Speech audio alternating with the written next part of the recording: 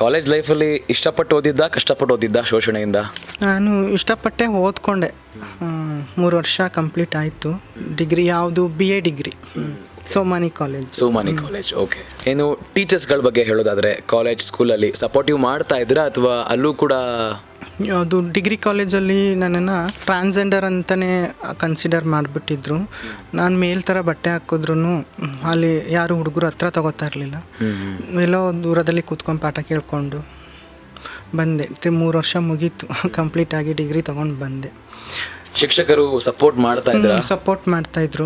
ಎಲ್ಲರ ಥರನೇ ಕಾಣ್ತಾರೆ ಅವರು. ನನ್ನ ಶಿಕ್ಷಕರೆಲ್ಲ ತೊಂದರೆ ಇಲ್ಲ, ಏನಿಲ್ಲ. ಅವರೆಲ್ಲ ಥರ, ಎಲ್ಲ ಹುಡುಗರು ಹೇಗಿದ್ದಾರೆ, ಎಲ್ಲ ಹುಡುಗಿರನ್ನ ಹೇಗೆ ಥರ ಟ್ರೀಟ್ ಮಾಡ್ತಾರೆ, ಅದೇ ಥರ ನಾನು ಒಬ್ಬ ಸ್ಟೂಡೆಂಟ್ ಅವ್ರಿಗೆ.